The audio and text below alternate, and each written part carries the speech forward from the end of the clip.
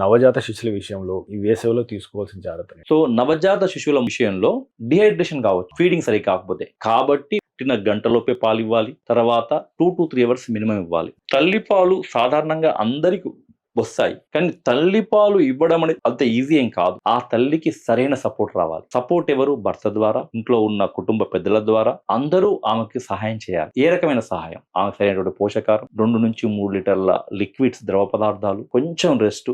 ఒకవేళ ఆమె అలసిపోయి ఉన్నప్పుడు మిగతా వాళ్ళు బిడ్డను ఎత్తుకోవడం, తర్వాత కొన్నిసార్లు మరీ బాగా అలసిపోయినప్పుడు కొంచెం పాలు ఎక్స్ప్రెస్ చేసి ఇంకెవరైనా ఇవ్వగలగడం, తర్వాత ఆమెకి ఆ పనులు చేసుకోవడానికి సాయం చేయకపోయినా కొన్నిసార్లు ఆమెకు అదనముగా పనులు చెప్పకపోవడం. సో ఇలా అన్ని రకాలుగా కుటుంబం అంతా కలిసి చేస్తే ఆమె బిడ్డకు తప్పకుండా పాలు ఇవ్వగలుగుతుంది. ప్రధానంగా వేసవి కాలంలో తల్లికి వాటర్ చాలా ముఖ్యం, అంటే లిక్విడ్స్ చాలా ముఖ్యం, healthy liquids of course, and బేబీకి కూడా తల్లి ద్వారా వస్తాయి అవి. సో అదొక ప్రధానమైనటువంటి. ఇంకోటి ఏంటంటే డీహైడ్రేషన్ టెంపరేచర్ కూడా వల్ల అవుతుంది. 42, 40, 38 అట్లా టెంపరేచర్ ఉన్నప్పుడు బిడ్డలు, జనరల్ కాన్సెప్ట్ ఏంటంటే చనుబిడ్డ, పుట్టిన బిడ్డ బాగా పట్లేసా అవసరం లేదు.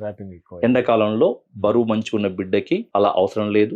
మరీ ఉక్కబోసినట్టు ఉండకూడదు. ఫ్యాన్ ఉన్న వాళ్ళు ఫ్యాన్ వేసుకోవచ్చు, కానీ నేరుగా బిడ్డ కింద పెట్టకూడదు. రూమ్ టెంపరేచర్, ఒకవేళ ఏసీ ఉన్న వాళ్ళైతే ఏసీ కూడా వాడుకోవచ్చు. 25 to 26 డిగ్రీ. లేదు మనం చాలా వేడిగా పెట్టి చాలా ఉక్కబోస్తే బిడ్డకి డిహైడ్రేషన్ అవుతుంది. ఆ డిహైడ్రేషన్ ద్వారా బిడ్డకి ఫీవర్ వస్తుంది.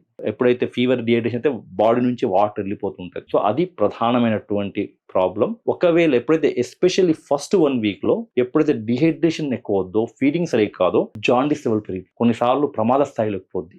సో అది ప్రధానంగా. మీరు తీసుకునే అదే మందులు, అదే నాణ్యమైన మందులు మెడ్ ప్లస్ బ్రాండ్స్ పై సగం ధరకే.